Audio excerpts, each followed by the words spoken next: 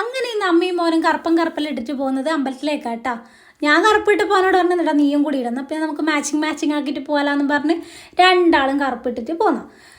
ഇരിക്കൂർ അമ്പലത്തിലേക്കാട്ടാ പോകുന്നത്. ഇരിക്കൂർ ഒരുപാട് ക്ഷേത്രങ്ങളുണ്ട്, എല്ലായിടത്തൊന്നും പോലില്ല, എങ്കിലും മാമാനികുന്നമ്മേനെ ആരുടെ സ്ഥാനത്ത് നമ്മൾ ഇടയ്ക്കെല്ലാം പോലുണ്ട്.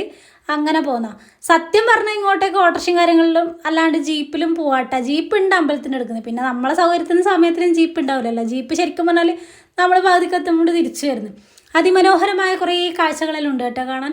ഇവിടെ ഏറ്റവും പ്രധാനമായിട്ടുള്ള ചടങ്ങ് എന്ന് പറയുന്നത് തേങ്ങ തന്നെ കേട്ടോ. നിങ്ങൾ ആ ബോർഡ് കാണുന്നുണ്ടാവും. ഒരുപാട് കാര്യത്തിന് വേണ്ടിയിട്ട് നമുക്ക് തേങ്ങ മുട്ട. ഞാനും കുറേ തേങ്ങയെല്ലാം മുട്ടീനേനും. അതും കഴിഞ്ഞ് ക്ഷേത്രത്തിൻ്റെ ഉള്ളിലേക്ക് പോന്ന അത്യാവശ്യം തിരക്കൊന്നും ഇല്ലാത്തൊരു സമയം. അതായത് നമ്മൾ പോകുമ്പോൾ ഏകദേശം സമയം നടയടക്കാനായിന്. പൂജാരി നമുക്ക് വേണ്ടിയിട്ടാണ് കുറേ സമയം നിന്നിന് കേട്ടോ. തൊഴുതിറങ്ങി താഴെയാണ് അമ്മേൻ്റെ ആരുടെ സ്ഥാനം വരുന്നത്. ഇവിടെ പ്രധാനമായി ആരാധിക്കപ്പെടുന്ന ദൈവം മഹാവിഷ്ണുവും അമ്മയും തന്നെയാണ്. ഗണപതി ഉണ്ട്. ഇതാണ് കേട്ടോ അമ്മേൻ്റെ ആരൂടെന്ന് പറയുന്നത്. ഇതിൻ്റെ ഐതിഹ്യം എന്ന് പറയുന്നത്, നമ്മളിപ്പം ഇൻസ്റ്റാഗ്രാമിൽ റീൽസ് ഇടാനാണെങ്കിലും ഇതെല്ലാം ചോദിച്ച് മനസ്സിലാക്കലുണ്ട് എന്ന് മനസ്സിലാക്കിക്കോ. മഹിഷാസുര മർദ്ദനത്തിന് ശേഷം ഉഗ്രരൂപിണിയായ ദേവീന മഹാവിഷ്ണു ഇവിടെ കുടിയിരുത്തി. അതിനുശേഷം പിന്നീട് അസുരന്മാരുടെ ആക്രമണം ഉണ്ടായ സമയത്ത് മാമാനികുന്നിലേക്ക് അമ്മ പോയി അവിടെ പ്രതിഷ്ഠയായി എന്നാണ് പറയപ്പെടുന്നത്. നല്ല നിശബ്ദമായ സ്ഥലമാട്ടോ. കാരണം അത്രയും കാടിനുള്ളിലായി ഈ ക്ഷേത്രം വരുന്നത്. അതുകൊണ്ട് തന്നെ നിശബ്ദതയുണ്ട്. ശരിക്കും ഒരു തോടൊഴുകുന്ന ഒച്ച മാത്രമേ കേൾക്കും.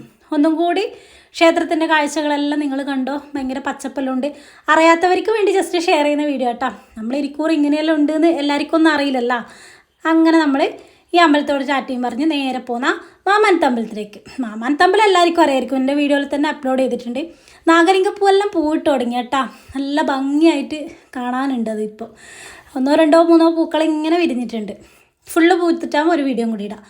അതും കഴിഞ്ഞ് തൊഴുതിറങ്ങി നേരെ പോകുന്ന ഭക്ഷണം കഴിക്കാൻ. എൻ്റെ മോന് ഭയങ്കര ഇഷ്ടം ഇവിടുത്തെ. എനിക്കും ഇഷ്ടമാണ്. എല്ലാവർക്കും അവിടെ പോകുന്ന എല്ലാവർക്കും അത് ഇഷ്ടപ്പെടും. കാരണം സാമ്പാറും ചോറും പായസം ഒക്കെ ഉണ്ടായിരുന്നു. ഉച്ചക്ക് പായസം ഉണ്ടാകും കേട്ടോ. നല്ല അമ്പലത്തിന് മുമ്പിൽ ഒരു വലിയ ആൽമരവും കൂടെ ഉണ്ട്. ഇതും കഴിഞ്ഞ് നമ്മൾ നേരെ പോകുന്ന വീട്ടിലേക്ക്. അപ്പോൾ ഇന്നത്തെ വീഡിയോ അത്രയുള്ളൂ. Okay, by.